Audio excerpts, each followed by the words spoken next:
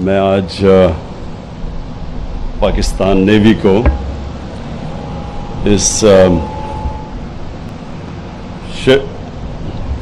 Ship lift and transfer system اس کی inauguration پہ آپ کو میں آج خاص طور پہ مبارک دیتا ہوں، خراج تحسین پیش کرتا ہوں۔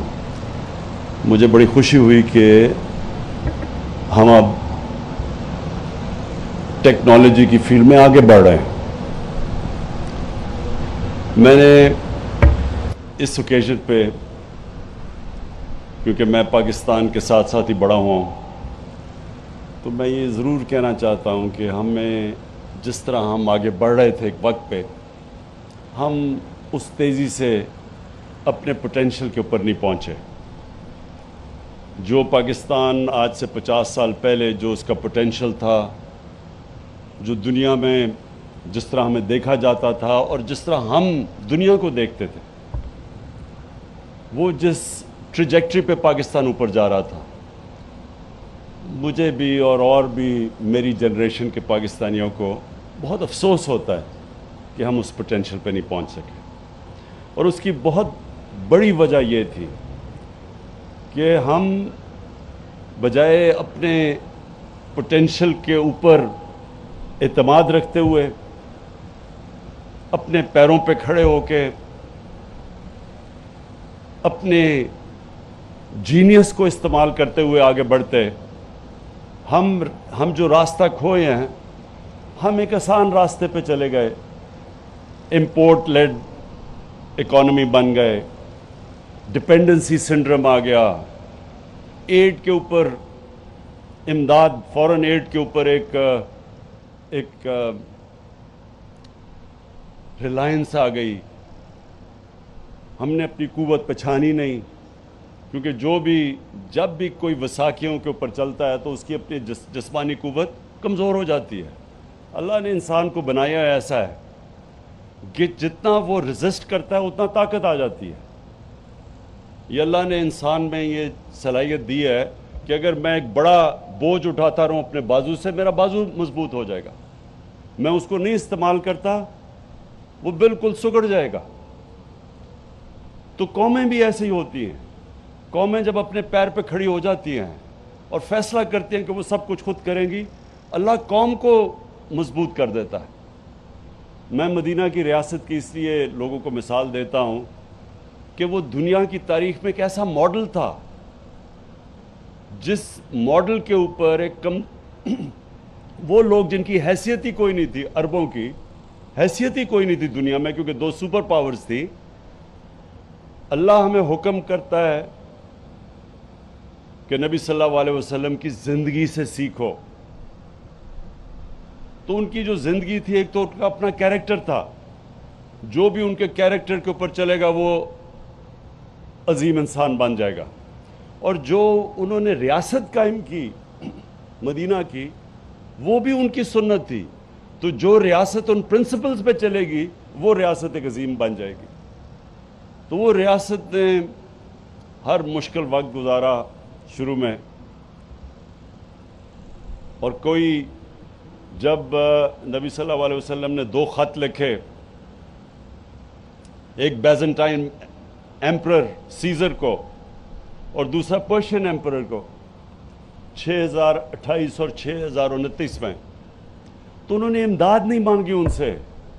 انہوں نے یہ نہیں کہا کہ ہمارے حالات بہت برے ہیں، ہمیں قرضے دے دو۔ انہوں نے اناؤنس کیا کہ میں اللہ کا پیغام لے کے آ رہا ہوں دنیا میں، حق کا، رائے حق، چلو گے تو آپ کا فائدہ ہے۔ اور ایک خوددار قوم کھڑی کی۔ اور پھر دنیا کی تاریخ، یہ ہیومن ہسٹری میں صرف ایک ہی پیغمبر کا، جس دن وہ پیدا ہوئے، جس دن دنیا سے گئے، صرف ایک پیغمبر کا سارا دنیا کی تاریخ میں پورا ریکارڈ ہے۔ اور وہ بھی ریکارڈ ہے کہ وہ دیکھتے دیکھتے وہ قوم، اس نے دنیا کی امامت کی۔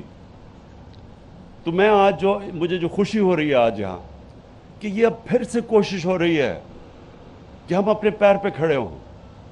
یہ صرف یہ نہیں کہ آپ نے اس ٹیکنالوجی کا استعمال کیا اور اب 12 شپس کو ہم کر سکیں گے اور 7,400 ٹن کی شپ کو شپ لفٹ کر سکیں گے. یہ ایک پروگریس ہے.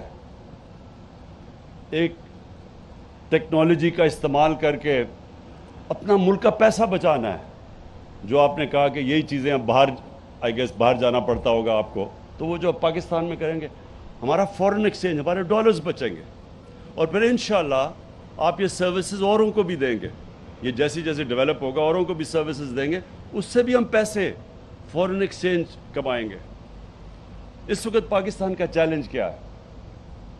پاکستان ایک تو صحیح راستے پہ لگ گیا, اللہ کا کرم ہے کہ ہمارا جو اتنا بڑا خسارہ تھا کرنٹ اکاؤنٹ, جس کا مطلب کہ ڈالرز جو پاکستان میں آ رہے تھے وہ کم تھے اور جو ہمارے ملک سے باہر جا رہے تھے وہ زیادہ تھے, ریکارڈ خسارہ تھا, تو وہ تو کم سے کم پہنچ گیا.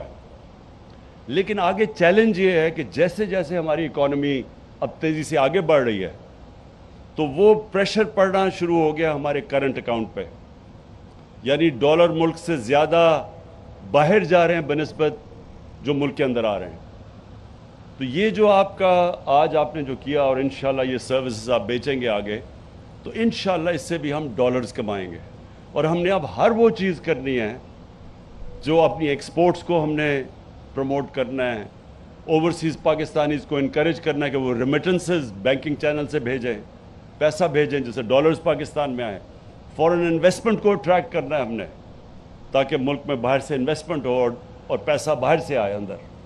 اور پھر منی لانڈرنگ روکنی ہے, جو ہم پوری کوشش کر رہے ہیں. اب منی لانڈرنگ روکنے کا مطلب کہ اس ملک سے ڈالرز غیر قانونی طور پہ ملک سے باہر نہ جائیں, جس کو منی لانڈرنگ کہتے ہیں. اور جو ہمارا ہی نہیں, عام ڈیولپنگ ورلڈ کا سب سے بڑا مسئلہ یہ ہے کہ وہاں بھی ان کے کرپٹ صاحب اقتدار ملک سے پیسہ چوری کر کے باہر بھیج دیتے ہیں. یہ ہمارا بھی نہیں ہے, ساری دنیا جو غریب ملکوں کا مسئلہ ہے, وہ روکیں. اور پھر امپورٹ سبسٹیوشن کریں, جو چیزیں ہم امپورٹ کرتے ہیں وہ پاکستان میں پروڈیوس کریں. تو یہ ہمارا ڈائریکشن ہے اس ملک کا, اور انشاءاللہ اس کے اوپر ہم نکل چلے ہیں.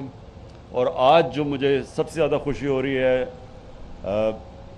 امجد نیازی ہمارے نیازی ہیں, حالانکہ میاں والی سے نہیں ہیں, ہوشیارپور سے ہیں آپ, لیکن مجھے خوشی سب سے زیادہ یہ ہے کہ آپ نے اس طرف قدم اٹھایا ہے.